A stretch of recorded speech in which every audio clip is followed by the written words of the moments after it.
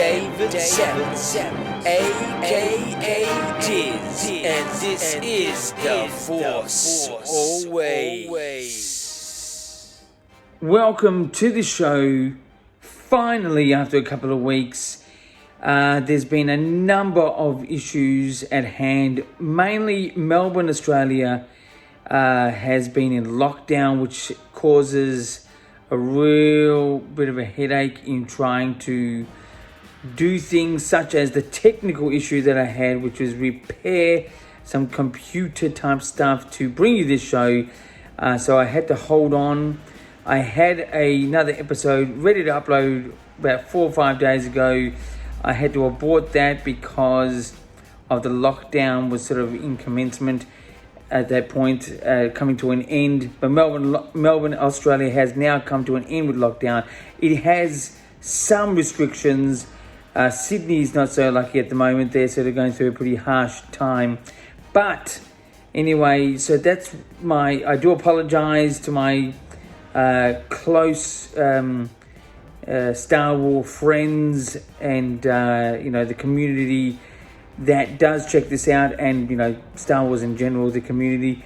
Anyway, let's get into the Star Wars news. It was over a week ago that Baby Yoda and Luke Skywalker has a new poster, a poster for the Mandalorian. You can only get this in America actually, but you can get this online if you really want it, print it out, but it's Baby Yoda and Luke Skywalker, and it has a yellow kyber crystal and a lightsaber in pieces, which is sort of a bit spoilerish, I suppose, but gives a nice sort of simple image to the two characters that really ended off the season 2 of The Mandalorian, which is coming back, I think, early next year or late this year. It's not been confirmed as yet, but anyway, there's the poster. To more news. Speaking of The Mandalorian, speaking of Luke Skywalker, especially that last episode, I found the Luke Skywalker sort of CGI sort of work fine. I didn't, I wasn't too critical. I'm not one of these over criticizing people about the CGI work with Star Wars. Even the Princess Leia and Rogue One at the end, I thought that was personally pretty good. But there's a guy, Shamook, I think it's Shamook, he's a YouTuber. He's been landed the role of creating more de-aging quality type sort of stuff with Lucasfilm, de-aging or up-aging, whatever you want to sort of say, because his version of Luke Skywalker, here it is amazing. You can see the difference, but at the same time, both stand on their own merit, but obviously you see Luke on the right, that's his one, that's Shamook, I think it's Shamook, the YouTuber, and the one on the left was the original Lucasfilm one.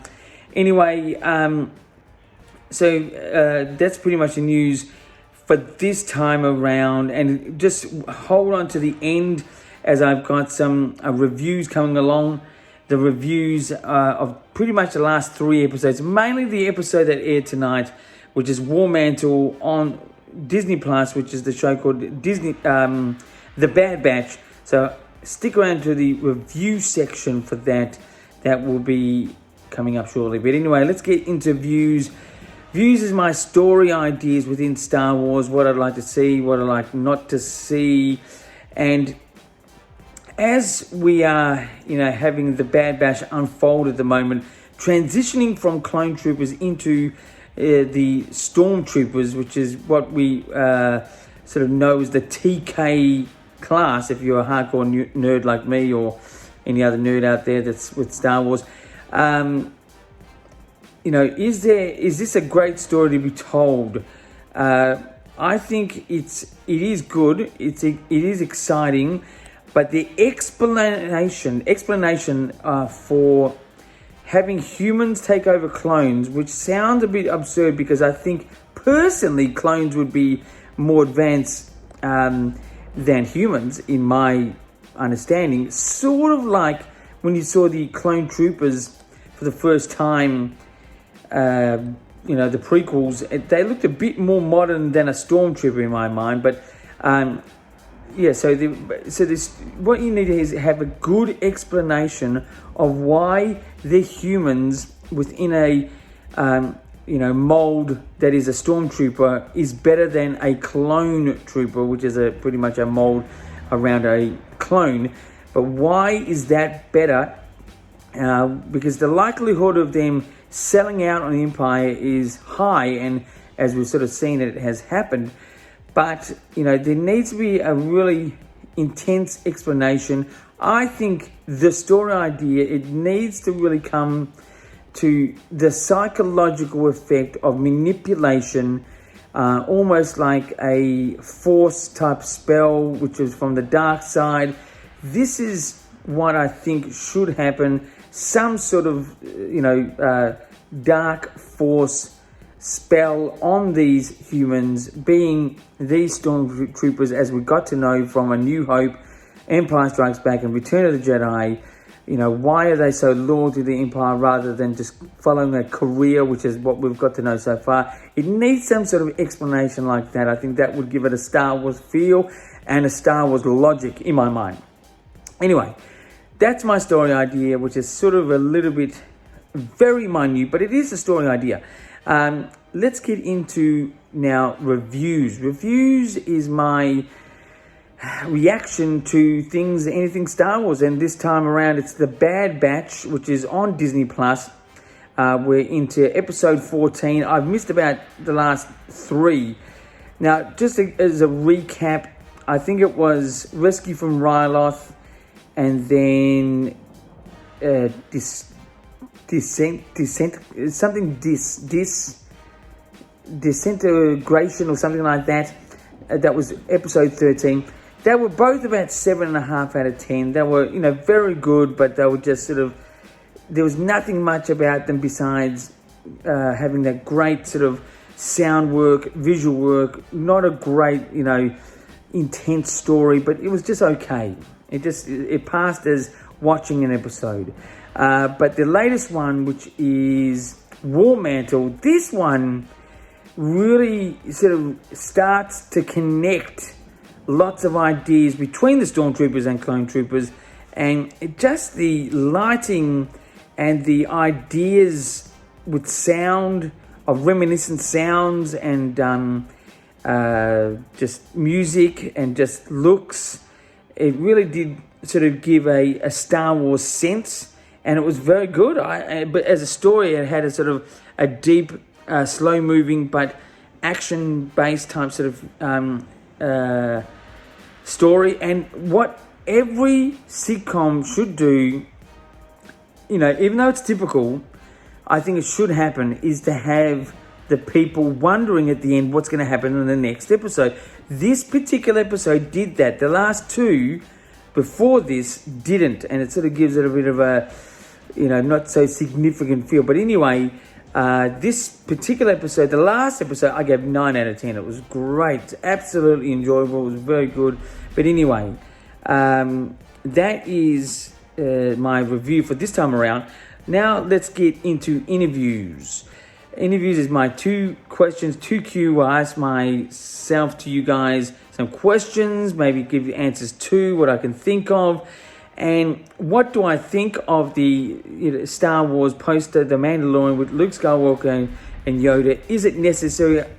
I think it is. I think it just carries on the tradition in Star Wars, really setting it off with posters or titles, or just, simplicity in these sort of things. And it just, I enjoy it. I think it's great. I didn't think it's the best poster I've ever seen, the most inventive. I think one of the most inventive posters I've ever seen was probably the original Phantom Menace one, with Anakin's shadow having Darth Vader in the background in Tatooine. I thought that was quite good. For that time period, it was sort of an original idea, but now it's sort of being overdone in lots of other things within Star Wars and outside of Star Wars. But anyway, I think it's necessary? I think it is, and it is. It just gives that sort of fun to Star Wars with poster reveals, title reveals. That's Star Wars. That's the excitement of it. Anyway, so my second question is that should The Mandalorian be on this year or next? In my opinion, I think it needs to carry on the tradition of every year Mandalorian should come out with a series, because if they start losing touch with it, they'll start losing touch with the actual fans and the actual quality of story that they're trying to produce. I think it will be lost a little. I think it will be sort of a bit more scrutinized by the time it comes around. I know that they've had a sort of unfortunate things happen, behind the scenes for maybe this not to happen, but the Book of Boba Fett or Book of Boba is important, but I think Mandalorian needs to sort of keep rocking on before they lose momentum. That's in my opinion. Anyway, that's my 2Q. That's 2 questions to ask myself for you guys out there. Anyway, again, I do apologize for my delay in this particular episode. I do mean to be a weekly-ish type of thing. I'm wishing that my studio background will be done by the next time, which I'm sort of being a little bit fussy because I'm trying to create a partially different look, as you may see the next time, hopefully. I still have my logo on the flag, but there will be just some things added to it. I'm trying to sort of adjust. Anyway, I do apologize. I wish you enjoyed this particular episode. You can contact me by Twitter or Instagram or even YouTube. Message me whatever question or comments that you may have. And until next time, my friends, keep rocking.